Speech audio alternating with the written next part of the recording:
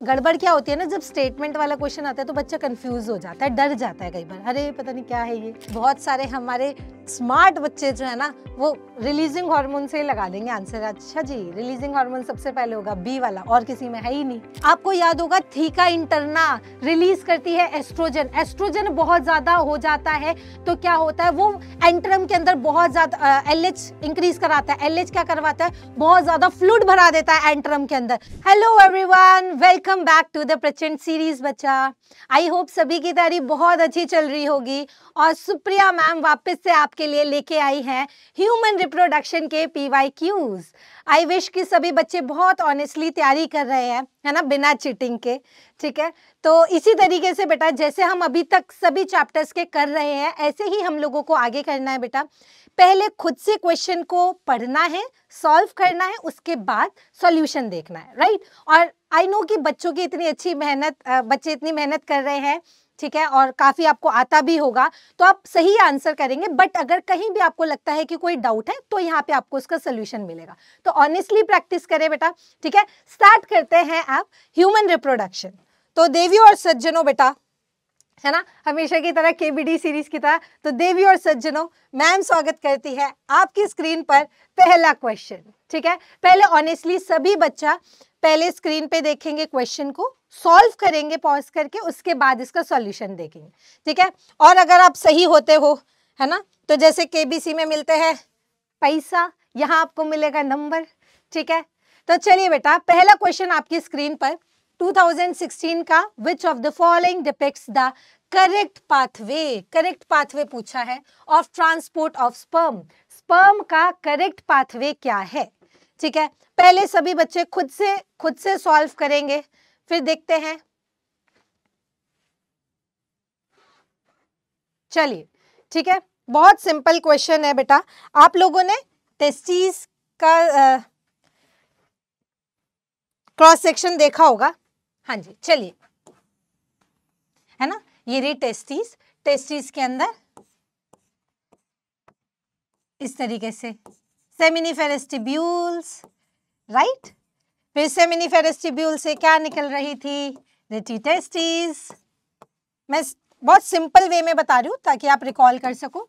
फिर ये कंबाइन करके क्या बन रही थी, वासा एफरेंशिया।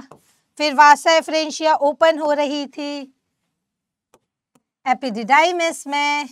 फिर एपिडिडाइमिस ओपन हो रहा था किस में, वास डिफरेंस में। और वास डिफरेंस, है ना, याद हो बच्चों आपको, यूरिनरी ब्लैडर के पीछे से होता हुआ आ रहा था, है ना, इधर से भी और इधर से भी। फिर सेमिनल वेसिकल के साथ कॉमन इजैकुलेटरी डक्ट बना रहा था, फिर ओपन हो रही थी यूरिथ्रा में। याद आया बेटा, है ना, यहाँ पे सेमिनल वेसिकल प्रेजेंट होंगी, है ना, उसकी डक्ट के साथ कॉमन इजैकुलेटरी डक्ट बनेंगी। यहाँ पे इस तरीके से कॉमन इजैकुलेटरी डक्ट बनेंगी और उसके बाद फाइनली किस में ओपन हो जाएगा, यूरेथ्रा में। ठीक है, और ये रहा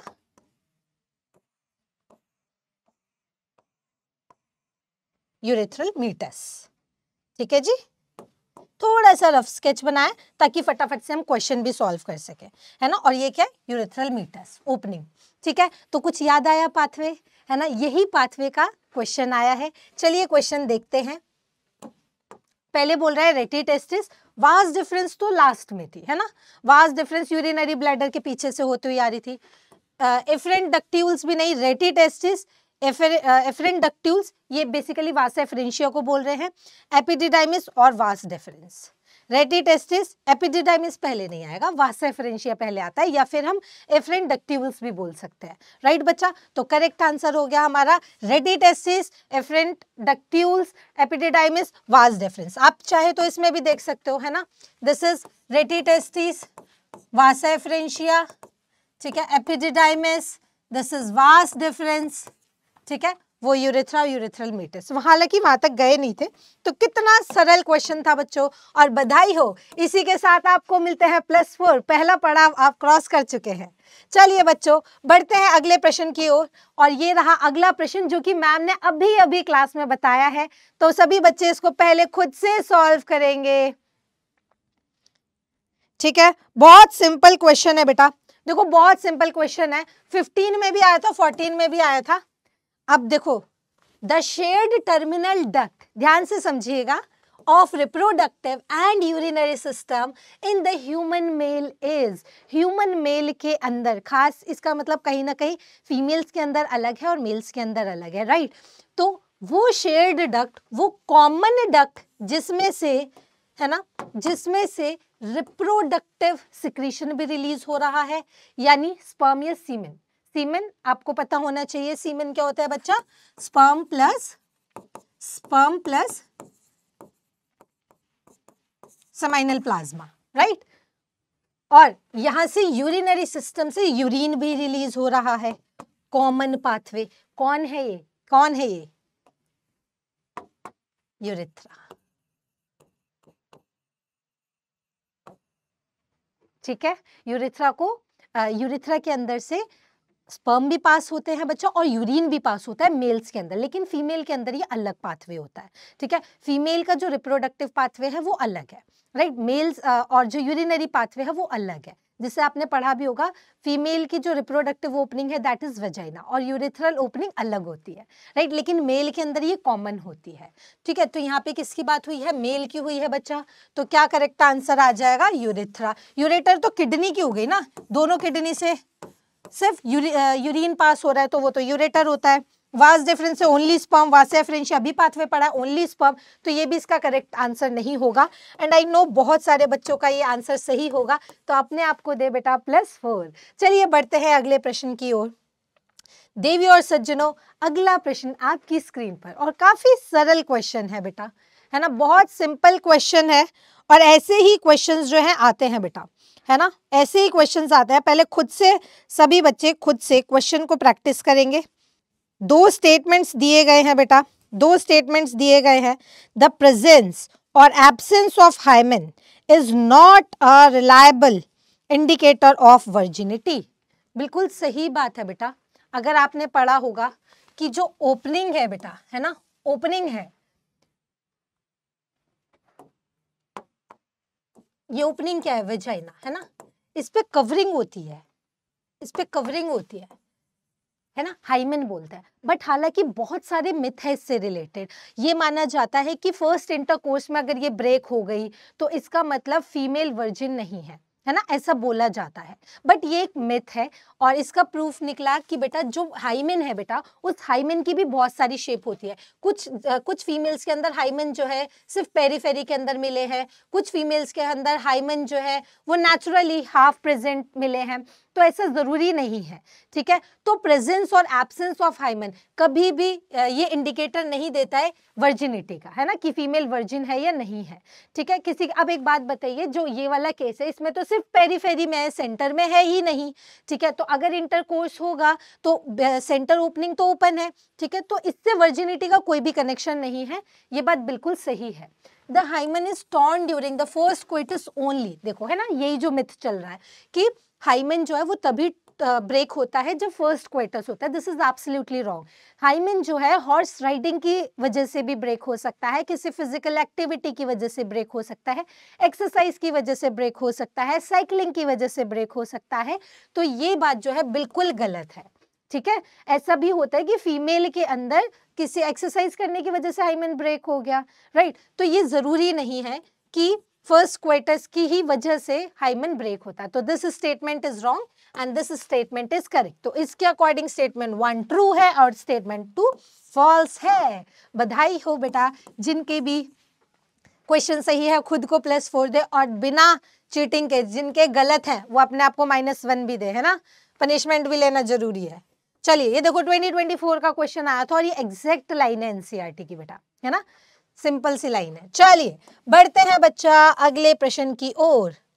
ये रहा अगला प्रश्न आपकी स्क्रीन पर। चलिए पहले सभी बच्चे खुद से सॉल्व करेंगे। Which of the following is not a component of fallopian tube? इनमें से कौन सा fallopian tube का कंपोनेंट नहीं है?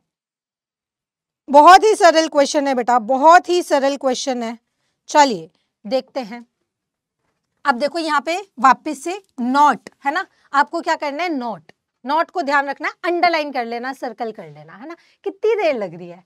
चलिए अब यदि आप लोगों को याद हो, देखो ये 2024 का क्वेश्चन है, कितना सस्ता टिकाऊ क्वेश्चन है ना, यही होते हैं सस्ते टिकाऊ क्वेश्चंस। प्लीज डोंट माइंड, है ना, थोड़ा सा डायग्राम अगर टेढ़ा मेढ़ा हो जाए तो। चलिए समझते हैं। तो ये क्या है, ये आपका यूट्रस मैंने हाफ बनाया है ना, ये यूट्रस है and this is Fallopian tube. तो ये क्या हो गया आपका फलोपियन ट्यूब। फलोपियन ट्यूब में इनफंडिबुलम फनल शेप जिसमें फिम्ब्रे लग रही हैं, फिर this is isthmus and this is ampulla, right. और ये क्या है, दिस इज यूट्रस, है ना, और यूट्रस का this part is known as fundus. वैसे भी आप यहीं से देख के बता सकते हो इनमें से कौन सा पार्ट नहीं है। इनफंडिबुलम फनल शेप, एम्पुला है ना वाइडर एरिया, यूट्राइन फंडस और इस्थमस ये नैरोअर पार्ट, ठीक है। तो यूट्राइन फंडस इसका पार्ट नहीं है फैलोपियन ट्यूब का, है ना। तो कितना सिंपल क्वेश्चन था, ये तो होता है सस्ते टिकाऊ सरल क्वेश्चन। चलिए जी, बधाई हो, आपको मिलते हैं +4। बढ़ते हैं अगले प्रश्न की ओर। तो अगला प्रश्न बेटा आपकी स्क्रीन पर, अगेन सिंपल क्वेश्चन, बट गड़बड़ क्या होती है ना, जब स्टेटमेंट वाला क्वेश्चन आता है तो बच्चा कंफ्यूज हो जाता है, डर जाता है कई बार, अरे पता नहीं क्या है ये, है ना। तो एनसीईआरटी की लाइन है, अच्छे से पढ़ो, जब स्टेटमेंट वाला क्वेश्चन आए ना तो अपने ब्रेन को काम करके फिर उस स्टेटमेंट को अच्छे से पढ़ो, क्या ये स्टेटमेंट सही है या गलत है, ठीक है। एक बार खुद से अटेम्प्ट करेंगे बच्चा, आराम से, एकदम आराम से। और देखो ये क्वेश्चन ना मैंने अभी अभी आपको थोड़ी देर पहले कराया था, तो आराम से इसको पहले क्वेश्चन को खुद से पढ़ेंगे, समझेंगे कि क्वेश्चन क्या बोल रहा है, उसके अकॉर्डिंग आंसर करेंगे, ठीक है। 2 स्टेटमेंट दिए गए हैं बेटा, 2 स्टेटमेंट दिए गए हैं। पहला स्टेटमेंट बोल रहा है vas deferens receives a duct from seminal vesicle and open into urethra as the ejaculatory duct, ठीक है, आराम से समझना। और दूसरा स्टेटमेंट बोल रहा है cavity of the cervix is called cervical canal, ठीक है, along with the vagina forms birth canal. हाँ जी, देखिए 2024 का क्वेश्चन है, 2023 का क्वेश्चन है, और एक बार इसको समझ भी लेंगे जल्दी से, है ना। बहुत सारे क्वेश्चंस करने अपने को। देखो मैंने ये अभी आपको बताया, vas deferens receive a duct from seminal vesicle and open into urethra as ejaculatory duct. एक बार वापस से इस वाली स्लाइड पे आके देखते हैं। हाँ जी, थोड़ा सा रफ है ना, बट मैं अच्छे से समझाती हूँ आपको। This is seminal vesicle, seminal vesicle, है ना, समाइनल वेसिकल ग्लैंड दोनों तरफ है। देखो समाइनल वेसिकल से ये डक्ट निकल रही है और पीछे से जो वास डिफरेंस की डक्ट आ रही है, एक बार अच्छे से इसको क्लीन करके बना लेते हैं। ये रही समाइनल वेसिकल, ये रही समाइनल वेसिकल, समाइनल वेसिकल की डक्ट, समाइनल वेसिकल की डक्ट, पीछे से आ रही है हमारी वास डिफरेंस की डक्ट, वास डिफरेंस की डक्ट, ठीक है। और ये फाइनली किस में ओपन हो रही है, दोनों यूरेथ्रा में ओपन हो रही है। तो ये क्या है, कॉमन इजैकुलेटरी डक्ट।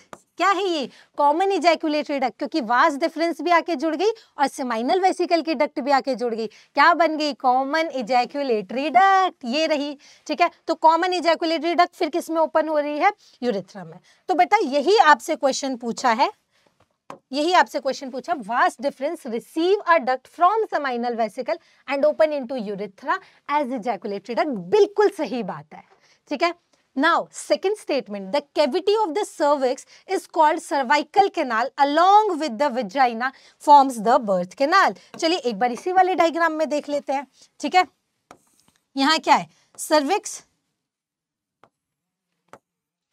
ठीक है, ये आपको पता होना चाहिए। This region is cervix and नीचे वाला region is vagina then cervix, है ना। अब एक बार यहां समझते हैं, सर्विक्स, सर्विक्स की कैनाल को सर्वाइकल कैनाल बोलता है, राइट। तो cervical canal, cervical canal plus vagina, है ना, इज व्हाट, बर्थ कैनाल, जहां से बेबी जो है डिलीवर होता है। ये जो पॉइंट है ना, ये बहुत इंपॉर्टेंट है। एनसीईआरटी की लाइन है कि सर्वाइकल कैनाल अलोंग विद, ये एग्जैक्ट लाइन है, अलोंग विद वजाइना, वजाइना के साथ, खाली वजाइना बर्थ कैनाल नहीं है, खाली सर्वाइकल बर्थ कैनाल नहीं है, सर्वाइकल कैनाल प्लस वजाइना मिलके क्या बनेगी, बर्थ कैनाल, यानी बेबी का डिलीवरी जो होगी वो इस रीजन से होगी, है ना। वजाइना, सर्वाइकल कैनाल, इस पूरे रीजन से डिलीवरी होगी, दिस इज बर्थ कैनाल। तो भाई ये स्टेटमेंट भी क्या हो गया, है ना भाइयों और बहनों, ये स्टेटमेंट भी क्या हो गया, सही हो गया। तो स्टेटमेंट 1 इनकरेक्ट नहीं हुआ जी, दोनों स्टेटमेंट फॉल्स नहीं हुए जी, both statement 1 and 2 are true हो गए जी। बधाई हो, दोनों ही स्टेटमेंट करेक्ट है और बधाई हो आप लोगों को भी मिलते हैं +4। ठीक है, ईमानदारी से बच्चा, सभी बच्चे अपना स्कोर जरूर लिखेंगे, है ना, और करेंगे भी। गलती को भी -1 देंगे, अगर गलत होगा तो -1 जरूर देंगे। चलिए, wow, very nice question. Let's see कितने बच्चों का सही होता है ये। कैपेसिटेशन अकर्स इन, कैपेसिटेशन कहां होता है, कहां होता है कैपेसिटेशन?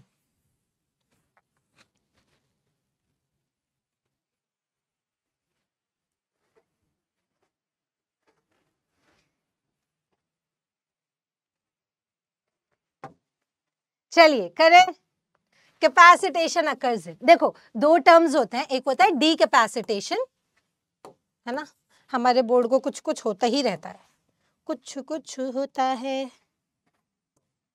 चलिए जी, डी कैपेसिटेशन एंड कैपेसिटेशन। तो देखो बच्चा, जो कैपेसिटेशन होता है वो फीमेल के अंदर होता है, फीमेल ट्रैक के अंदर होता है, लेकिन जो डी कैपेसिटेशन होता है ये मेल्स के अंदर होता है ना, ये फीमेल्स में होता है, ये मेल्स में होता है। क्या होता है एक बार समझ लेते हैं। देखो अब स्पर्म, हाँ ये बेसिकली स्पर्म और एग बन क्यों रहे हैं, हमें एक नई प्रोजेनी बनानी है, राइट, एक बेबी का फॉर्मेशन करना है, उसके लिए 2 गैमीट्स चाहिए, ठीक है, मेल स्पर्म फीमेल एग। हाँ जी, जब ये फ्यूज होगा तो एक बेबी का फॉर्मेशन होगा, राइट। तो अब देखो स्पर्म को ट्रैवल करके जाना है फीमेल बॉडी के अंदर। अगर कोई बहुत ज्यादा मेहनत पहले ही कर लेता है, जैसे आपने देखा होगा ना रिले रेस में पहले जो रेसर होता है वो धीरे धीरे भागता है और फिर जैसे ही पहुंचने वाला होता है एकदम स्पीड में जाता है ना, तो एनर्जी पहले वो बचा के रखता है, बाद में उसको यूटिलाइज करता है। सेम ऐसा ही स्पर्म के साथ होता है, पहले स्पर्म अपनी एनर्जी लूज ना कर दे, ठीक है, तो उसको एक तरीके से पैक कर दिया जाता है, उसकी एनर्जी को कंजर्व कराया जाता है। बहुत सारे रिएक्शन होता है, बहुत हम थॉरली पढ़ते हैं इसको, तो वो होता है मेल के अंदर, ठीक है, वो होता है मेल के अंदर कि भाई मेल को जो स्पर्म्स होते हैं उनको कोएगुलेट कर दिया जाता है, ठीक है, एनर्जी उनकी कंजर्व कराई जाती है कि भाई ये सारा ही मूव करके यहाँ एनर्जी वेस्ट ना कर दे। अब जब वो फीमेल बॉडी के अंदर ट्रांसफर हो जाता है तो फीमेल बॉडी के अंदर ऐसे बायोकेमिकल रिएक्शन होते हैं जिसकी वजह से, ठीक है, उसका कैपेसिटेशन होता है, वो फर्टिलाइज हो जाता है, फर्टिलाइजेशन करने के लिए कैपेबल हो जाता है। क्यों? क्योंकि अब वो फीमेल बॉडी के अंदर आ गया है, अब उसको एग के साथ फ्यूजन करना है, ठीक है, तो वो फर्टिलाइजेशन करना है, तो वो फर्टिलाइजिंग कैपेसिटी को बढ़ा देता है ना। तो ये जो कैपेसिटेशन होता है, ठीक है, वो जो उसकी टेल्स को बांध के रख दिया जाता है उन सबको रिलीज कर देता है। तो बेसिकली सिंपल भाषा में ये बोला जाए कि कैपेसिटेशन जो होता है वो फीमेल की बॉडी के अंदर होता है और डी कैपेसिटेशन जो होता है वो मेल्स की बॉडी के अंदर होता है, ठीक है। डी कैपेसिटेशन में हम बेसिकली स्पर्म्स की एनर्जी को कंजर्व करने का काम करते हैं। कैसे करते हैं, ठीक है, वो बहुत डीप है। और कैपेसिटेशन में हम क्या करते हैं, उसको फर्टिलाइजिंग, मतलब फीमेल बॉडी के अंदर ऐसे रिएक्शंस, केमिकल्स रिलीज होते हैं जिसकी वजह से स्पर्म जो होता है वो फर्टिलाइजिंग कैपेसिटी को इंक्रीज कर देता है ताकि एग के साथ फर्टिलाइजेशन हो सके और बेबी का फॉर्मेशन हो सके, राइट, ठीक है। तो अभी के लिए आपको सिंपल क्या रखना है, कैपेसिटेशन कहाँ पे होता है बच्चा, देखो ये मेल का पार्ट हो गया, मेल का पार्ट हो गया, मेल का पार्ट हो गया, फीमेल का पार्ट हो गया। The correct answer would be option number D, ठीक है। चलिए जी, बधाई हो, है ना, बधाई हो, आपको मिलते हैं +4। चलिए बढ़ते हैं अगले क्वेश्चन की ओर। अरे वाह, देखो अभी मैं बोल रही थी, अभी मैं ये चीज ही समझा रही थी, ये वापस से आ गया, 2015 में आया हुआ क्वेश्चन है बच्चा। Capacitation refers to changes in, किसके अंदर चेंज हो रहा है, स्पर्म के अंदर हो रहा है, तो ओवम के अंदर तो हो ही नहीं रहा है, तो ये तो चले गए। स्पर्म आफ्टर फर्टिलाइजेशन हो रहा है या स्पर्म बिफोर फर्टिलाइजेशन। फर्टिलाइजेशन के लिए तो हम उसको कैपेबल बना रहे हैं, तो ऑब्वियस सी बात है बिफोर फर्टिलाइजेशन हो रहा है। जी लोग, कितना सरल क्वेश्चन था, है ना। और इसी के साथ बधाई हो बच्चों, आपको मिलते हैं +4, ठीक है। जैसे कौन बनेगा करोड़पति, एक एक स्टेप करते करते, है ना, पैसे बढ़ते जाते हैं, ऐसे तुम्हारे नंबर बढ़ते जा रहे हैं, और फुल आ जाए तो फिर क्या ही कहने हैं बेटा, है ना। चलिए बढ़ते हैं अगले प्रश्न की ओर। अगला क्वेश्चन बच्चा आपकी स्क्रीन पर, थोड़ा सा ध्यान से करेंगे। अच्छा क्वेश्चन है ना, सिंपल ही क्वेश्चन है, कोई टफ क्वेश्चन नहीं है, अच्छा क्वेश्चन है, अच्छे से पढ़ के समझ के करेंगे बच्चा, ठीक है। आइडेंटिफाई द करेक्ट, और देखो पहले ही करेक्ट को ना इस तरीके से सर्कल में कर लेना। Identify the correct option A B C D with respect to spermatogenesis. लो जी, 2024 का आया हुआ क्वेश्चन है बच्चा। FSH, Sertoli cell, Leydig cell, spermatogenesis. अब आपने गैमेटोजेनेसिस अच्छे से पढ़ा होगा तो आप 1 सेकंड में इसको क्वेश्चन कर दोगे। GnRH रिलीज हुआ कहां से? हाइपोथैलेमस से।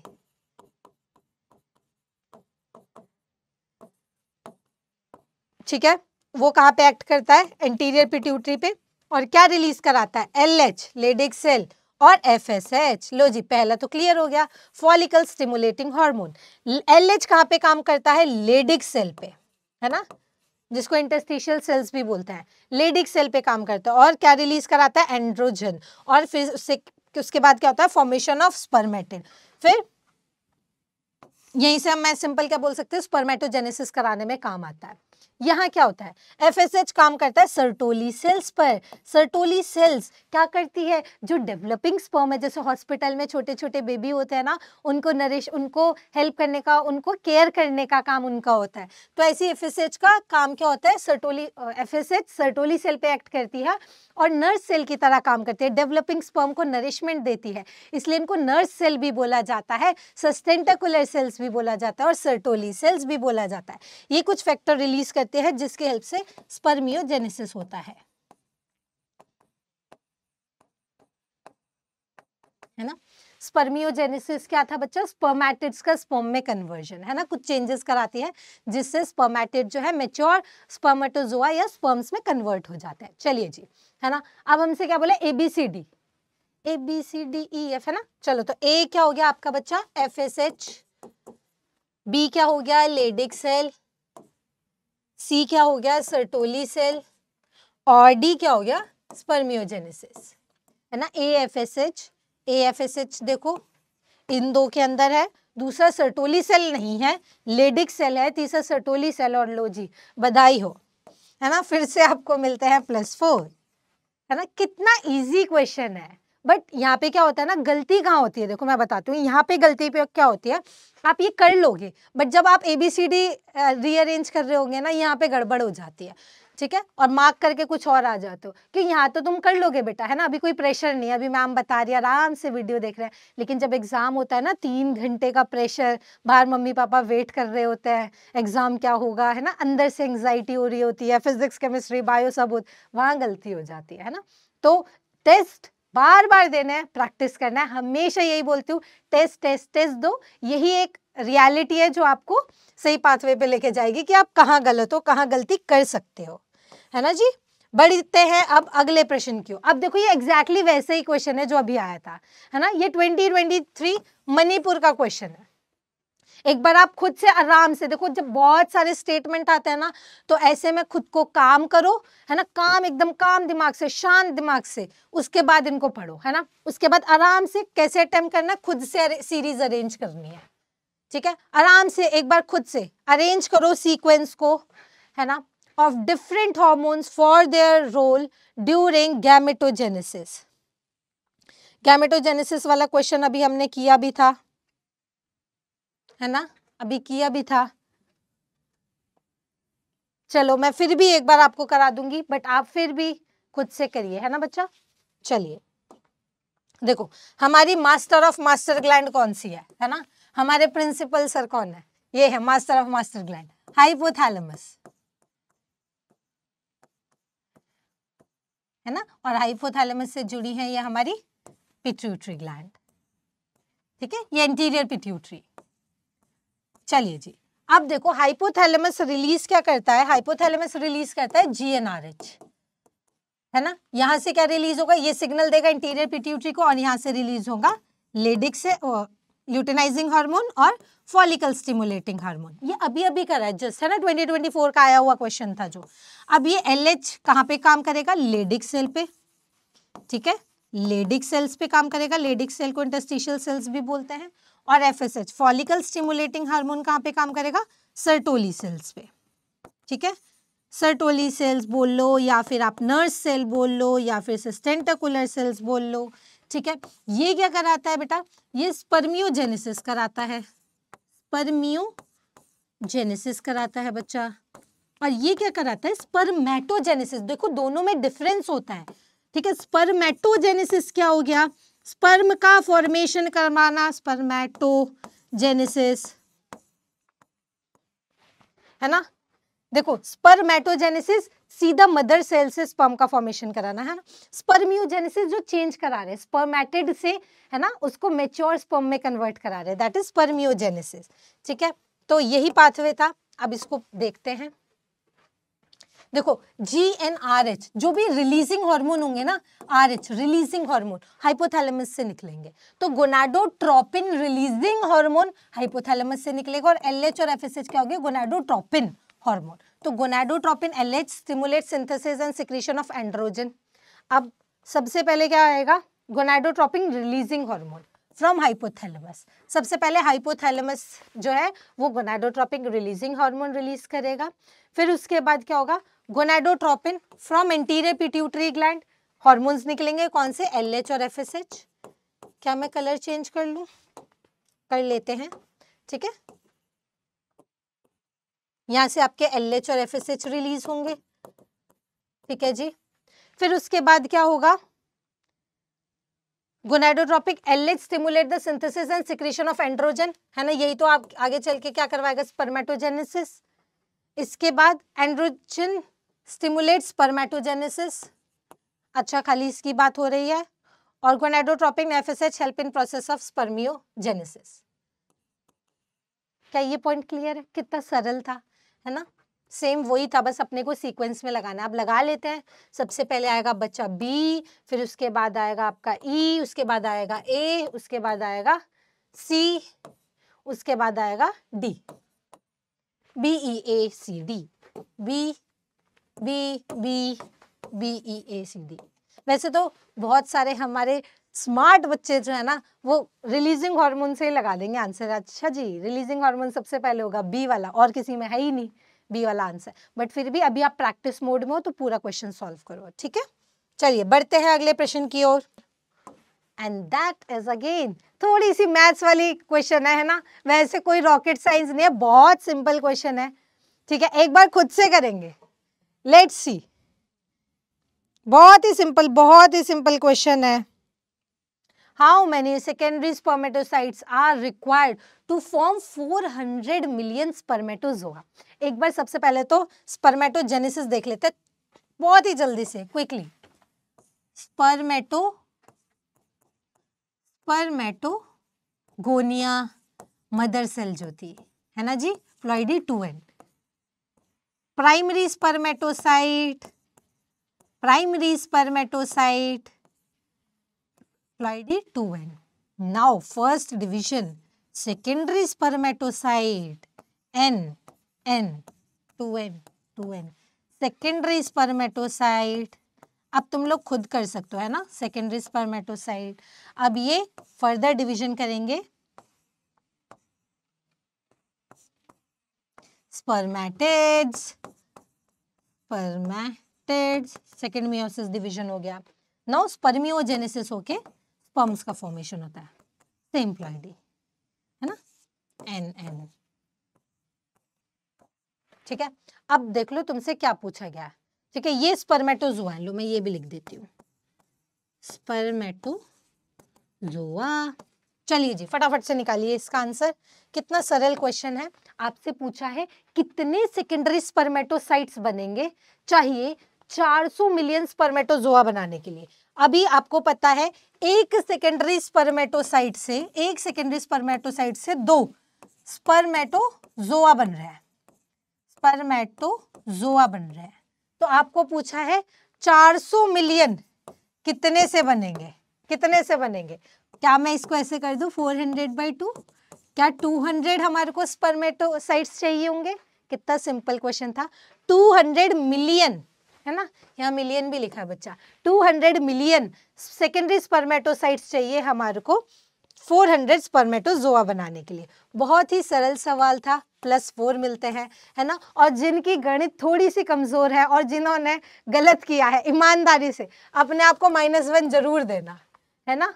वैसे तो अगर ऐसा क्वेश्चन गलत होता तो तुम्हें -2 ही मिलने चाहिए, बट जो रूल है वो ही फॉलो करेंगे हम। चलिए जी, बढ़ते हैं अगले प्रश्न की ओर। At which stage of life the oogenesis process is initiated? कौन से समय पे oogenesis स्टार्ट हो जाता है? ये बहुत सिंपल क्वेश्चन है, 2022 का आया हुआ क्वेश्चन है। तो बच्चा oogenesis कॉमन सी बात है, एग का फॉर्मेशन, है ना। फीमेल की बात हो रही है, ठीक है, फीमेल की बात हो रही है। तो कौन सी स्टेज में oogenesis इनिशिएट हो जाता है? क्या एडल्ट स्टेज में, प्यूबर्टी में, एम्ब्रियोनिक में या बर्थ में? तो एम्ब्रियोनिक डेवलपमेंट स्टेज में ही फीमेल्स के एग का फॉर्मेशन होना स्टार्ट हो जाता है। बर्थ के बाद तो क्या होता है कि हर सेल, हर एग जो बन गया है ना, वो खत्म होएगा, डिजेनरेट होगा, है ना। वो डिजेनरेट होना स्टार्ट होता है, क्या बोलते हैं उसको, मेंस्ट्रुअल साइकिल बोलते हैं। और 50 साल की उम्र तक आते आते सभी एग्स खत्म हो जाते हैं, डिजेनरेट हो जाते हैं, खत्म हो जाते हैं। उसी को हम क्या बोलते हैं, मेनोपॉज बोलते हैं, है ना। मेल्स के अंदर ऐसा नहीं होता। तो फीमेल के अंदर जितने एग बनने होते हैं वो सब एम्ब्रियोनिक स्टेज में बन जाता है। प्यूबर्टी में तो आने के बाद खत्म होने स्टार्ट होता है, और 50 साल की एज तक आते आते यूजुअली सभी एग्स खत्म हो जाते हैं, जिसको हम मेनोपॉज बोलते हैं, राइट। तो एम्ब्रियोनिक डेवलपमेंट स्टेज में ही जो है सारे एग्स का फॉर्मेशन हो जाता है। बहुत ही सरल सवाल था, बधाई हो, मिलते हैं +4। बढ़ते हैं अगले प्रश्न की ओर बेटा। अगला प्रश्न आपकी स्क्रीन पर, statement 1 and statement 2।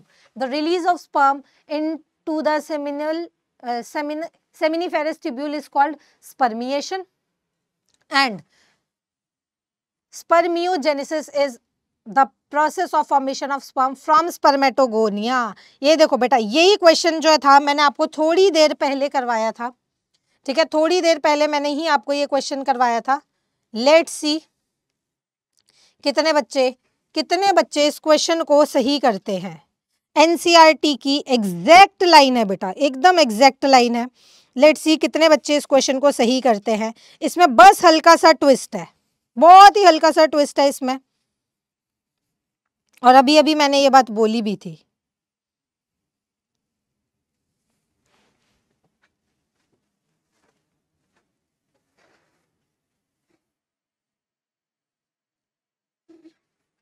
The release of sperm into seminiferous tubule is called spermiation। Sperm का रिलीज होना इनटू सेमिनिफेरस ट्यूब्यूल, इसको हम क्या बोलते हैं, स्पर्मिएशन बोलते हैं। Spermiogenesis is the process of formation of sperm from spermatogonia. नहीं, स्पर्मियोजेनेसिस नहीं आएगा, यहाँ आएगा स्पर्मेटोजेनेसिस। अभी भी मैंने आपको बताया था स्पर्मेटोजेनेसिस, है ना। तो ये स्टेटमेंट जो था करेक्ट हो जाता। हाँ जी, स्टेटमेंट 1 इनकरेक्ट नहीं है, बोथ इनकरेक्ट नहीं है, बोथ स्टेटमेंट 1 एंड 2 करेक्ट नहीं है। स्टेटमेंट 1 करेक्ट, 2 इनकरेक्ट है जी, बधाई हो, आपको मिलते हैं +4। बढ़ते हैं अगले प्रश्न की ओर बेटा। अगला प्रश्न आपकी स्क्रीन पर। नाउ ये क्वेश्चन भी बहुत अच्छा है। Meiotic division of secondary oocyte is completed, कब होता है ना। अब देखो, अभी हमने पढ़ा है ओव्यूलेशन के अंदर एग निकल गया सेकेंडरी oocyte, लेकिन उसके अंदर भी अभी वो हॉल्टेड स्टेट में, मतलब अभी उसका मियोसिस 2 कंप्लीट नहीं हुआ है ना। ये बहुत डीप, इसमें अगर आप जाओगे तो बहुत डीप है, कुछ फैक्टर्स रिलीज होते हैं जिसकी वजह से वो आगे कन्वर्ट होता है ना। पर अभी हम क्या कर रहे हैं, question practice. Meiotic division of secondary oocyte is completed कब होता है, at the time of copulation, after zygote formation, at the time of fusion of sperm with ovum, या प्रायर टू ओव्यूलेशन। अब देखो, ये रहा स्पर्म, है ना, इसका हेड भी बना देते हैं, और ये रहा एग। अब जो है सेकेंडरी oocyte है, इसकी सेकेंड मियोटिक डिवीजन कंप्लीट नहीं हुई है।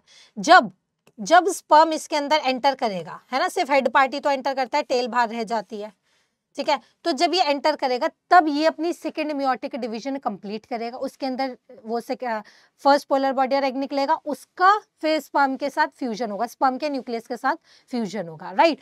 तो ये कब होगा, at the time of copulation नहीं होगा। ज़ाइगोट के फॉर्मेशन, ज़ाइगोट तो बाद में बन रहा है ना, at the time of fusion of sperm with ovum, तब होगा सेकेंड मियोटिक डिवीजन, ठीक है।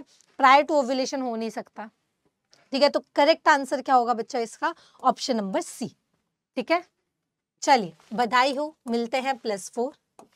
बढ़ते हैं अगले प्रश्न की ओर। चलिए जी, very easy question, select the correct option, है ना जी। पहले तो करेक्ट को मार्क कर लिया करो। Of haploid cell from the following groups. 2020 COVID के टाइम का था, है ना। कोविड जब आया था बहुत नुकसान करा के गया था। चलिए, secondary spermatocyte, first polar body, आपको सबकी प्लॉइडी पता होनी चाहिए, ठीक है बच्चा। सेकेंडरी स्पर्मेटोसाइट कैसे था, एन, मैंने अभी आपको कराया था haploid, first polar body haploid ovum, है ना, haploid. Spermatogonia 2n, primary spermatocyte 2n, spermatid n, primary spermatocyte 2n, secondary n, second polar body n, primary oocyte 2n, secondary oocyte n और स्पर्मेटेड n। चलिए जी, हमसे क्या पूछा है, haploid. लो बधाई हो, पहला वाला ही स्टेटमेंट जो है वो करेक्ट है। सभी हमें हैप्लॉइड बताने थे, n वाले बताने थे, ठीक है। तो correct answer would be option number 1 और बधाई हो, आपको मिलते हैं +4। चलिए, मैं ऐसा एज्यूम करके चल रही हूँ कि आपके सारे सही है ना, इसलिए +4 दान में जा रहे हैं। चलो जी, लो वापस आ गया ये question. Extrusion of second polar body from egg nucleus occurs कब होता है।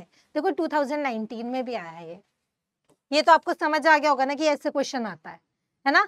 ये तो समझ आ गया होगा आपको किस टाइप के क्वेश्चंस आते हैं। After entry of sperm but before fertilization, after fertilization, before entry of sperm into ovum, simultaneously with the first cleavage. अब देखो क्लीवेज कब होता है, जब स्पर्म और एग फ्यूज करके जाइगोट बनाते हैं उसके बाद क्लीवेज होना स्टार्ट होता है। याद आया है ना, बाद में होता है, तो ये तो नहीं होगा। Before entry of sperm into oven, ये भी नहीं होगा भाई, जब तक स्पर्म एग को टच नहीं करेगा कोई चेंजेस नहीं आएंगे। After fertilization, second polar body मतलब सेकेंड म्योटिक डिवीजन कंप्लीट हो गया है ना, तभी तो सेकेंड पोलर बॉडी रिलीज हो रही है। After entry of sperm but before fertilization, यहाँ पे बट बिफोर फर्टिलाइजेशन क्यों बोला गया, न्यूक्लियस के फ्यूजन की वजह से, है ना। स्पर्म की एंट्री तो हो गई एग के अंदर लेकिन न्यूक्लियस का फ्यूजन नहीं हुआ, तो एंट्री ऑफ स्पर्म हो जाए लेकिन before fertilization second polar body तभी रिलीज होगी, ठीक है। चलिए जी, तो correct answer would be option number A और बधाई हो, है ना, आपको मिलते हैं +4 अगर सही है तो। चलिए बढ़ते हैं अगले प्रश्न की ओर।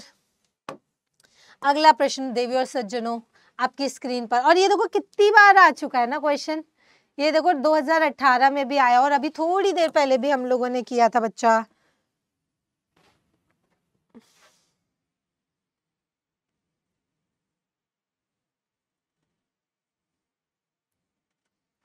चलिए, the spermiogenesis in spermiogenesis spermatid are formed while spermiation spermatozoa are formed। ये तो पहले ही स्टेटमेंट गलत हो गया। spermiogenesis spermatozoa are formed while spermiation spermatids are formed।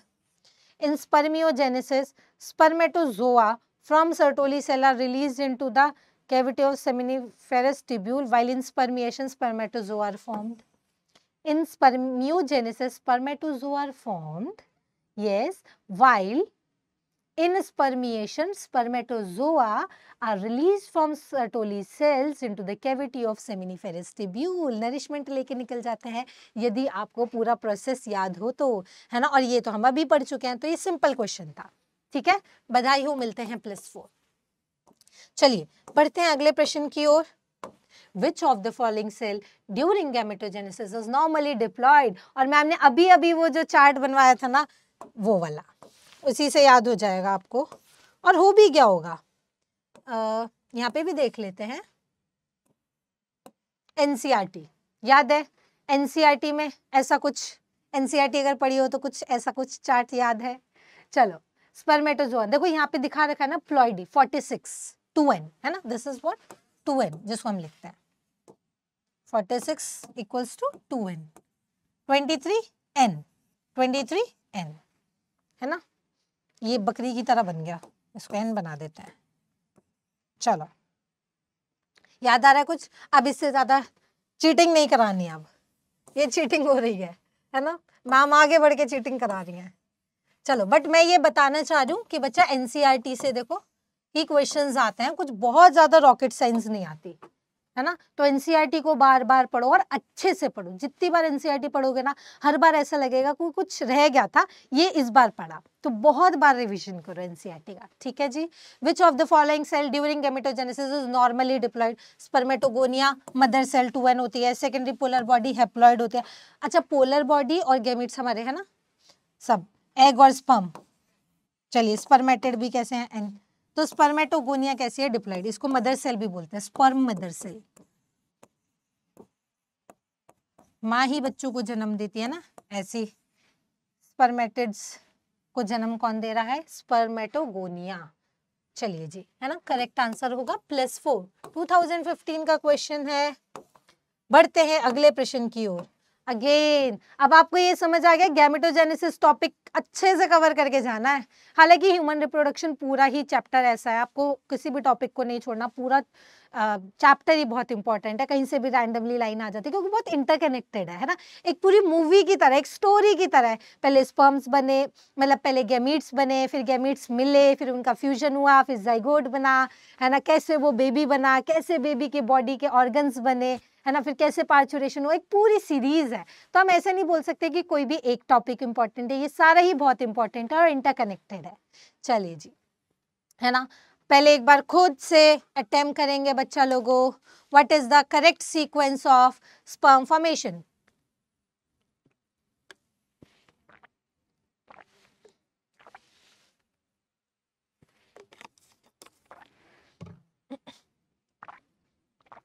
चलिए जी, आई होप सभी बच्चों का हो गया होगा।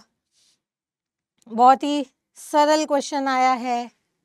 Which is the, what is the correct, है ना, करेक्ट वाला मार्क करना है बच्चा। सीक्वेंस ऑफ स्पर्म का फॉर्मेशन। स्पर्मेटोगोनिया मदर सेल है, उससे प्राइमरी स्पर्मेटोसाइट बनेगा, फिर सेकेंडरी स्पर्मेटोसाइट बनेगा, फिर स्पर्मेटिड बनेंगे। स्पर्मेटिड में स्पर्मियोजेनेसिस होगा, स्पर्मेटोजोआ या फिर स्पर्म बनेंगे। तो पहला वाला तो सीक्वेंस सही है। अब बाकी गलत क्यों है वो भी देख लेते हैं। पहले स्पर्मेटिड नहीं होगी, मदर सेल का होना जरूरी है, मदर से बच्चे बनते हैं ना, तो मदर यहाँ पे भी है और मदर यहाँ पे भी है। अब मदर से बनेंगे स्पर्मेटोसाइट, पहले प्राइमरी फिर सेकेंडरी, ठीक है। तो ये एज्यूम करके चल रहा है प्राइमरी सेकेंडरी दोनों इन्होंने करेक्ट सीक्वेंस में दिया, यानी पहले प्राइमरी फिर सेकेंडरी। उसके बाद स्पर्मेटोजोआ, नहीं, स्पर्मेटोजोआ लास्ट में बनता है, तो ये गलत हो गया। यहाँ पे इन्होंने पहले स्पर्मेटोजोआ बोल दिया, तो ये भी गलत हो गया, है ना जी। बधाई हो, ऐसे सरल क्वेश्चन आते रहे, है ना, और हमारा टाइम बचाते रहे, क्या ही कहने। फिजिक्स केमिस्ट्री पे ज्यादा एनर्जी लगा देंगे हम 2013। चलो अब देखो, या फिर ऐसे क्वेश्चन पे ज्यादा एनर्जी लगा देंगे जो थोड़े से डाइसी हो सकता है, जहां कंफ्यूजन हो सकती है, ठीक है। अब आप बच्चा इसको आराम से पढ़ के समझ के, है ना, अटेंटिव होके देखेंगे। Given below are two statement, one is labelled as assertion और other is labelled as reason. तो assertion बोल रहा है FSH act upon ovarian follicle in female and Leydig cells in male। FSH जो है वो ओवेरियन फॉलिकल्स के ऊपर काम करता है फीमेल के अंदर, और मेल में लेडिक सेल के ऊपर। अभी अभी हमने थोड़ी देर पहले पढ़ा था, लेडिक सेल के ऊपर काम करता है LH। याद आया? ल्यूटिनाइजिंग हार्मोन, याद आया बच्चों? FSH कर रहा था सर्टोली सेल पे, है ना। तो ये स्टेटमेंट तो भाई यही गलत हो गया। Growing ovarian follicle secrete estrogen, सही बात है इन फीमेल में, जबकि इंटरस्टिशियल सेल यानी लेडिक सेल्स सिक्रीट करती है androgen in males in human being. बिल्कुल सही बात है, ये वाली बात बिल्कुल सही है ना। एंड्रोजेनिक बड़ी कैटेगरी होगी जिसके अंदर टेस्टोस्टेरोन आता है, मेल हार्मोन, है ना। तो पहला वाला गलत हो गया। अच्छा, पहले वाला सही हो जाता ना, वहां फिर गड़बड़ होती है कि रीजन इसका करेक्ट एक्सप्लेनेशन है या नहीं। पहले ही गलत हो जाए फिर टेंशन खत्म, ठीक है। ए ट्रू नहीं है, अब इन दोनों में भी ए ट्रू बोला जा रहा है, तो ये भी नहीं है। लो जी, ये कर दिया इन्होंने आसान, है ना। एजर्शन गलत हो गया तो बस एक ही ऑप्शन बचा है, वही आंसर। 2023 मणिपुर का क्वेश्चन है, बधाई हो। अब बढ़ते हैं अगले प्रश्न की ओर। मेंस्ट्रुअल साइकिल, मेंस्ट्रुअल साइकिल भी बहुत इंपॉर्टेंट क्वेश्चन है, टॉपिक है ना। अभी अभी हमने देखा है ये चलिए, which of the following statements are correct, इनमें से कौन सा स्टेटमेंट करेक्ट है regarding female reproductive cycle. Non primates के अंदर साइक्लिक चेंजेस होते हैं, उसको हम एस्ट्रस साइकिल बोलते हैं, बिल्कुल सही बात है। प्राइमेट्स के अंदर मेंस्ट्रुअल साइकिल, नॉन प्राइमेट्स के अंदर estrus cycle. First menstrual cycle begin होती है प्यूबर्टी में, उसको मेनोपॉज नहीं बोलते, मिनार्क बोलते हैं, ठीक है। मेनोपॉज तो 50 की एज में एंड को बोलता है। Lack of menstrual cycle may be indicative of pregnancy, है ना। यहाँ थोड़ा सा बच्चा गड़बड़ होता है। देखो, प्रेगनेंसी नहीं हो रही तो मेंस्ट्रुअल साइकिल हो रही होगी, मेंस्ट्रुअल साइकिल हो रही होगी। एक बार समझ लो बस, है ना, एक बार अच्छे से समझ लो इसको। यहाँ बच्चा गड़बड़ नहीं करना तुम लोग, है ना। देखो, प्रेगनेंसी और मेंस्ट्रुअल साइकिल दोनों में यूट्रस के थ्रू समझा लूं। देखो, ये रही एंडोमेट्रियम, मेरी भावनाओं को समझना, राइट। मैं क्या कहना चाह रही हूं, ये जो एंडोमेट्रियम है, यदि ये ब्रेक होकर रिलीज हो रही है तो क्या हो रहा है, मेंस्ट्रुअल साइकिल हो रही है। और अगर ये बिल्ड हो रही है ना, बिल्ड हो रही है अच्छे से, तो इसका मतलब क्या है, यहाँ प्रेगनेंसी हो रही है। दोनों ऑपोजिट बात है। तो या जब प्रेगनेंसी होगी तो मेंस्ट्रुअल साइकिल नहीं होगी, कॉमन सी बात है। अगर मेंस्ट्रुअल साइकिल हो गई, है ना, तो ये वाली वॉल इसका मतलब टूट रही है, तो जो अंदर ग्रोइंग फीटस होगा वो निकल जाएगा ना बाहर, है ना, यानी जिसको हम बोलते हैं अबॉर्शन हो जाएगा ना। तो कॉमन सी बात है, प्रेगनेंसी हो रही है तो मेंस्ट्रुअल साइकिल नहीं होगी, वाइस वर्सा। इन्होंने यही लाइन बोली है कि lack of menstrual cycle may be indication of pregnancy, बिल्कुल सही बात है, ठीक है। मे बी जरूरी, मतलब हम ये नहीं बोल सकते कि मेंस्ट्रुअल साइकिल नहीं हो रही इसका मतलब प्रेगनेंसी है। फीमेल्स के अंदर और भी बहुत सारे चेंजेस हो सकते हैं जिसकी वजह से कई बार मेंस्ट्रुअल साइकिल डिले हो जाती है ना, स्ट्रेस की वजह से, बहुत सारे रीजन होता है। बट यहाँ पे लिखा है may be a indicative of pregnancy, तो ये बात सही है। Cyclic menstruation extends between menarche and menopause, है ना। Cyclic menstruation, menstrual cycle menarche और मेनोपॉज के बीच में होती है, बिल्कुल सही बात है। करेक्ट, ए करेक्ट हो गया, बी करेक्ट नहीं है, ACD ओनली, बधाई हो, है ना। ऐसे क्वेश्चन NCERT की लाइन है, सिंपल सी लाइन है, और देखो 2023 में आया हुआ क्वेश्चन है ना। आई विश आप लोगों को समझ आ रहा होगा बच्चा। चलिए बढ़ते हैं अगले प्रश्न की ओर। चलिए जी, देखिए again a very beautiful question जहां पे बच्चे गड़बड़ करेंगे, है ना। टीचरों को भी ऐसी क्वेश्चन पसंद आते हैं जहां बच्चा गड़बड़ कर जाता है ना, एग्जामिनर भी ऐसी क्वेश्चन देता है, ठीक है। बट हम चाहते हैं सभी बच्चे के कॉन्सेप्ट अच्छे हो, कि कोई कितना भी टफ दे दे बच्चा सारे क्वेश्चन करके आए। चलिए जी, which of the following hormone level will cause release of ovum, ovulation कराने वाला हार्मोन कौन है फ्रॉम द ग्राफिन फॉलिकल। बच्चे याद रखते हैं LH सर्ज, है ना, कि भाई LH बहुत ज्यादा अमाउंट में बढ़ जाएगा तो ओव्यूलेशन हो जाएगा। और यहाँ पे इन्होंने ऑप्शन घुमा दिए, हाई कॉन्सेंट्रेशन ऑफ प्रोजेस्टेरॉन, देखो ये होगा तो कॉमन सी बात है प्रेगनेंसी होगी, मेंस्ट्रुअल साइकिल नहीं होगी। लो कॉन्सेंट्रेशन, ये तो उल्टा हो गया, LH सर्च पढ़ा था, नहीं होगा। लो कॉन्सेंट्रेशन ऑफ FSH नहीं होगा। हाई कॉन्सेंट्रेशन, हालांकि तुम बच्चे एलिमिनेशन से भी निकाल दोगे, है ना, तो हाई कॉन्सेंट्रेशन ऑफ एस्ट्रोजन होगा। लेकिन क्या रीजन है ना, आपको याद हो बेटा, यदि आपको याद हो, यहाँ देख लेते हैं, यहाँ देख लेते हैं एक बार, ये वाली साइकिल देख लेते हैं। यदि आपको याद हो तो देखिए LH जो बढ़ रहा है 14th डे पे बढ़ रहा है, उसी टाइम पे एस्ट्रोजन भी बढ़ रहा है।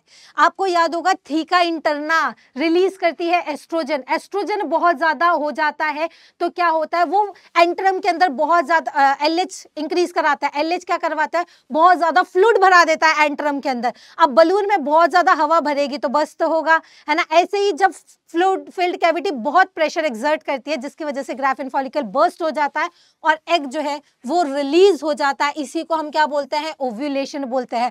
कौन से डे पे होता है, 14th डे पे होता है आइडियल कंडीशन में, है ना। बिल्कुल, अगर 29 डे तो 14th होगा, लेकिन ये वाले डेज जो है बेसिकली वेरिएबल हो जाता है। कई बार 3-4 जो हमारी मेंसेस होती है ना, ब्लीडिंग फेज होता है, किसी में 3 दिन 5 दिन, किसी में और भी ज्यादा होता है, तो वेरिएबल होता है। तो कुछ चीजें वेरिएबल होती है, लेकिन ये जो साइकिल होती है उसके 14th डे पे ओव्यूलेशन होता है, ठीक है। अब आई होप आपको समझ आ गया होगा कि इसका 4th ऑप्शन करेक्ट क्यों है, ठीक है जी। बैक टू द क्वेश्चन, थोड़ा सा स्पीड अप करते हैं अब, है ना। चलिए ठीक है, जो जिसमें रिक्वायरमेंट है उसे अच्छे से एक्सप्लेन करेंगे। चलिए बधाई हो, है ना, नंबर देना भूल गए थे, +4 मिलते हैं आपको। चलिए जी, अगला क्वेश्चन बहुत ही प्यारा सस्ता टिकाऊ क्वेश्चन है, एनसीईआरटी की एग्जैक्ट लाइन है, 2017 में आया हुआ क्वेश्चन है।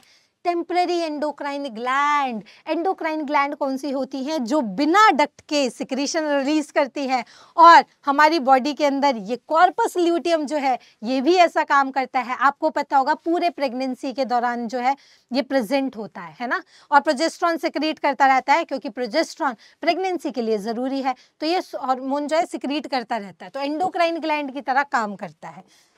बिल्कुल सरल क्वेश्चन है, +4। चलिए जी, अगला question, changes in GnRH pulse frequency in female is controlled by circulating level of 2016 का क्वेश्चन है। अब देखो GnRH पल्स फ्रीक्वेंसी, सिंपल आप ऐसे समझ सकते हो, GnRH क्या है, गोनाडोट्रोपिक रिलीजिंग हार्मोन है ना, हाइपोथैलेमस से रिलीज हो रहा है, पिट्यूटरी पे काम कर रहा है, एंटीरियर पिट्यूटरी से हार्मोन निकाल रहा है, कौन से, गोनाडोट्रोपिन हार्मोन, LH और FSH। अब इनकी फ्रीक्वेंसी को चेंज कौन करता है, एस्ट्रोजन और प्रोजेस्टेरॉन। आपने मेंस्ट्रुअल साइकिल देखी है, 2 ग्राफ दिखाए जा रहे हैं, एक LH और FSH और नीचे एस्ट्रोजन और प्रोजेस्टेरॉन। अभी मैंने आपको दिखाया था, एस्ट्रोजन प्रोजेस्टेरॉन की चेंजेस की वजह से LH और FSH में चेंज आता है ना। तो change in GnRH pulse frequency in female is controlled by, क्योंकि देखो एक तो जो है वो प्रमोट कर रहा है प्रेगनेंसी को, एक जो है मेंस्ट्रुअल साइकिल को प्रमोट कर रहा है, ठीक है, तो एस्ट्रोजन और प्रोजेस्टेरॉन इसका करेक्ट आंसर होंगे। भाई देखो बाकियों का तो वैसे भी खाली प्रोजेस्टेरॉन नहीं होगा, एस्ट्रोजन प्रोजेस्टेरॉन होता है, इनहिबिन की अभी जरूरत नहीं है, ठीक है, तो GnRH की पल्स फ्रीक्वेंसी को कौन रेगुलेट करता है, एस्ट्रोजन और प्रोजेस्टेरॉन। चलिए जी, लो वापस से आ गया ये question, which of the following event is not, है ना, सर्कल कर लेंगे, नॉट एसोसिएटेड विद ओव्यूलेशन। अब ओव्यूलेशन में कौन काम नहीं कर रहा है, देखो LH सर्ज कर रहा होगा, रिलीज ऑफ सेकेंडरी oocyte इसी को ओव्यूलेशन बोलता है, fully development of graphene follicle वही तो बस्ट होगा, डिक्रीज इन एस्ट्राडायोल में इंक्रीज, अभी अभी हमने पढ़ा था, तो नॉट वाला पूछा है ना, इसलिए ऑप्शन नंबर डी। अभी देखो कॉन्सेप्ट वही रहेगा, ये थोड़े थोड़े वर्ड्स घुमा देंगे आपको, है ना, पर आप तो स्मार्ट हो, कर लोगे। चलिए जी, 2015 में आया था, +4। बढ़ते हैं अगले क्वेश्चन की और, menstrual flow occur due to lack of, वही बात आ गई, मेंस्ट्रुअल साइकिल का मतलब क्या है, मेंस्ट्रुअल साइकिल का मतलब क्या है, एंडोमेट्रियम वॉल का ब्रेक होना, ठीक है, एंडोमेट्रियम वॉल बनेगी प्रेगनेंसी में, कौन बनाएगा, प्रोजेस्टेरॉन, है ना। यहाँ क्या पूछा है, menstrual flow occur due to lack of, menstrual flow कब होगा, मेंस्ट्रुअल फ्लो तब होगा जब प्रोजेस्टेरॉन हार्मोन कम होगा, प्रोजेस्टेरॉन हार्मोन कम होगा तो ये वॉल जो होगी थिन होगी, टूट जाएगी, ये वॉल अगर प्रोजेस्टेरॉन ज्यादा होगा तो क्या होगा, ये वॉल्स थिक होंगी, थिक क्यों होंगी, क्योंकि इन्हें बेबी कैरी करना है ना, क्योंकि यहाँ पे इम्प्लांटेशन होगा, पूरा गेस्टेशन पीरियड चलेगा आगे, प्रेगनेंसी कंसीव करनी है, तो ये वॉल थिक होगी, ये प्रोजेस्टेरॉन को बढ़ा दो थिक हो जाएगी, प्रोजेस्टेरॉन को कम कर दो, ठीक है, क्या होगा, वॉल्स कम होंगी, पतली होंगी, है ना, मेंस्ट्रुअल साइकिल हो जाएगी, तो ये बात बिल्कुल सही हो गई। चलिए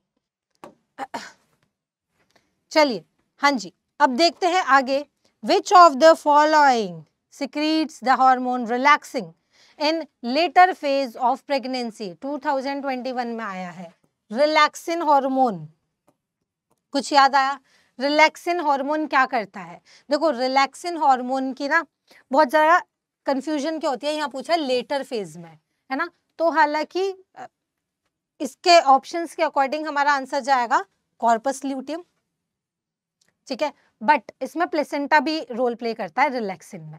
अब देखो रिलैक्सिन का काम क्या है, बेबी डेवलप हो गया, लेटर फेज में बेबी डेवलप हो गया, अब बेबी को बॉडी से बाहर निकालना है, तो प्यूबिक सिम्फाइसिस को रिलैक्स करेगा, सिम्फाइसिस को रिलैक्स करेगा, जिसकी वजह से क्या होगा, डायलेट होगा और बेबी जो है बॉडी से बाहर आएगा, ठीक है।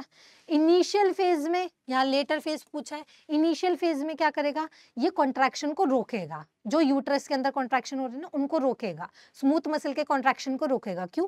क्योंकि उस टाइम पे ना बेबी बॉडी के अंदर बन रहा है, उनमें ज्यादा मूवमेंट होगा तो बेबी बाहर आ सकता है ना, तो इसलिए उनके मूवमेंट को रोकेगा। बाद में ये मूवमेंट करवाने के लिए रिस्पॉन्सिबल होगा, है ना। इनिशियली रोकेगा, बाद में ही करवाएगा।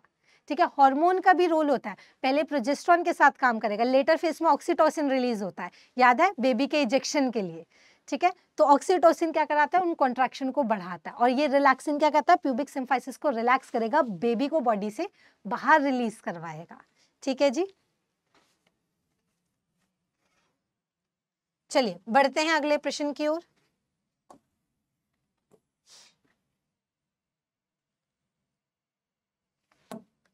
(2020) कोविड का आया हुआ क्वेश्चन है। In human beings at the end of 12 week यानी first trimester of pregnancy following is observed, इनमें से क्या ऑब्जर्व किया गया था बेटा? बहुत ही सरल क्वेश्चन है और डायरेक्ट आया हुआ क्वेश्चन है।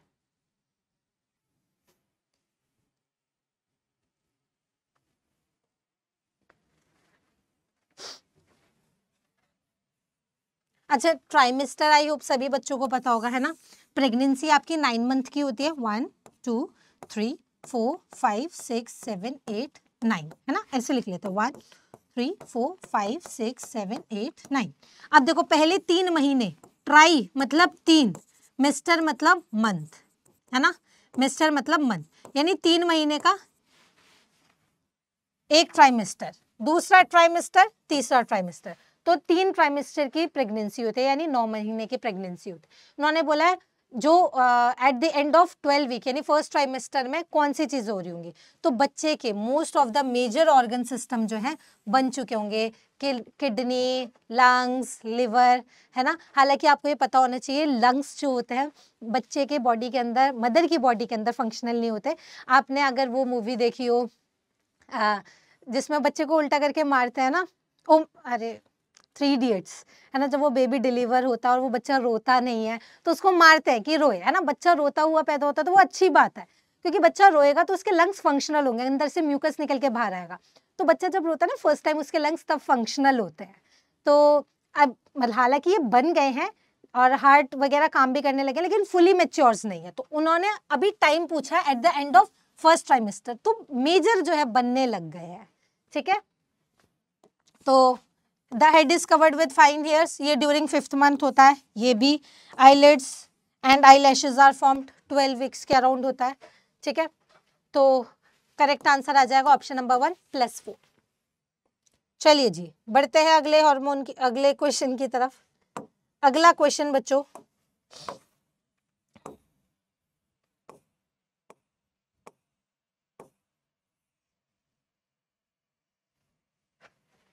चलिए, hormone secreted by placenta to maintain pregnancy are, इनमें से कौन से हार्मोन है जो प्लेसेंटा से रिलीज होता है प्रेगनेंसी को मेंटेन करने के लिए? ठीक है। प्रोलैक्टिन नहीं होगा यहाँ पे, ऑक्सीटोसिन नहीं होगा यहाँ पे, ग्लूकोकॉर्टिकॉइड्स नहीं होगा यहाँ पे, HCG, HPL, प्रोजेस्टेरॉन और एस्ट्रोजन, है ना। NCERT में लास्ट में ये लिखा हुआ भी है इन हार्मोन्स के नाम। ठीक है। तो सिंपल सरल क्वेश्चन है बच्चा। ऑप्शन नंबर आपको मिलते हैं +4, ऑप्शन नंबर 4 बोल रही थी। चलिए अगला क्वेश्चन आपकी स्क्रीन पर, several hormones like HCG, HPL, estrogen, progesterone are produced by, बहुत सारे हार्मोन जैसे कि HCG, HPL, एस्ट्रोजन हार्मोन किससे प्रोड्यूस होता है? ये तो अभी हमने पढ़ा है, प्लेसेंटा, मदर और बेबी का इंटरडिजिटेड कनेक्शन, है ना, प्लेसेंटा। चलिए जी बहुत सिंपल क्वेश्चन है, +4, 2016 में आया हुआ है। बढ़ते हैं अगले प्रश्न की ओर। 2016 का वापस से क्वेश्चन है, fertilization in human is practically feasible कब है? फर्टिलाइजेशन ह्यूमंस में कब हो पाएगा? जब sperms are transported into vagina just after the release of ovum. गलत बात, The ovum and sperms are transported simultaneously to ampullary isthmus junction of fallopian tube. देखो अब ये 2016 का क्वेश्चन है, पहले आता था लेकिन अभी क्या आता है, एम्पुला, है ना. अब एनसीईआरटी ने इसको चेंज कर दिया ampulla. The ovum and sperm are transported simultaneous to ampullary junction of cervix. नहीं हो सकता. Sperms are transported to, ठीक है, इसका करेक्ट आंसर होगा बी. हालांकि इसके अंदर भी मॉडिफिकेशन है, पहले एम्पुलरी इस्थमस जंक्शन बोलते थे बट अब एम्पुला बोलती है एनसीईआरटी. ठीक है, चेंज हो गई थी. तो इसका करेक्ट आंसर अब के अकॉर्डिंग एम्पुला होगा. चलिए अगेन ये वापस क्वेश्चन आ गया 2015 री में.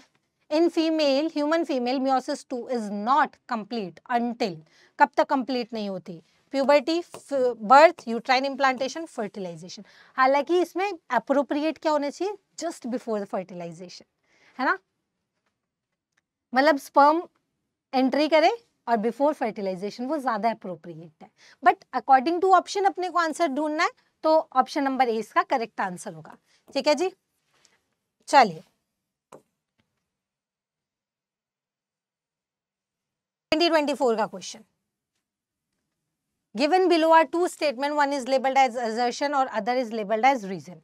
Breastfeeding during initial period of infant growth is recommended by doctors for bringing a healthy baby. Breast feeding कराना बहुत यूजफुल होता है एक हेल्दी बेबी के लिए. डॉक्टर्स ऐसा रिकमेंड करते हैं, सही बात है, क्योंकि जो फर्स्ट मिल्क होता है उसको कोलेस्ट्रम बोलते हैं और उसके अंदर सेवरल एंटीबॉडीज प्रेजेंट होती है जो कि एक न्यू बॉर्न बेबी को, है ना, इम्यूनिटी प्रोवाइड करने के लिए बहुत रिस्पॉन्सिबल होती है, इसीलिए बोला जाता है.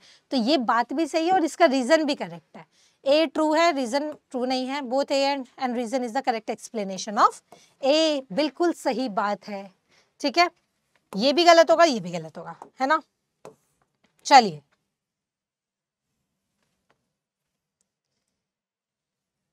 अगला सवाल बेटा आपकी स्क्रीन पर. Which of these is not important component of initiation of parturition in humans. Parturition यानी बेबी के डिलीवरी, है ना. बेबी के डिलीवरी के लिए कौन कौन रिस्पॉन्सिबल है, और इसमें से पूछा गया कौन सा रिस्पॉन्सिबल नहीं है. ठीक है, चलिए देखो, रिलीज ऑफ प्रोलैक्टिन नहीं है तो दूर से देख के पता चल रहा है. प्रोलैक्टिन हार्मोन जो होता है ना वो मिल्क फॉर्मेशन के लिए जरूरी होता है, और ऑक्सीटोसिन जो है वो मिल्क इजेक्शन के लिए जरूरी होता है. प्रोलैक्टिन मिल्क फॉर्मेशन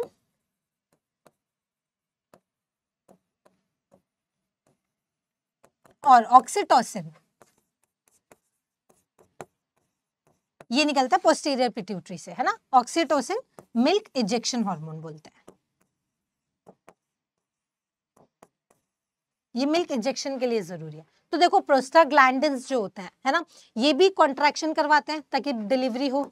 ऑक्सीटोसिन तो मेन है ही, बर्थ के लिए लेबर हार्मोन भी बोलते हैं इसको.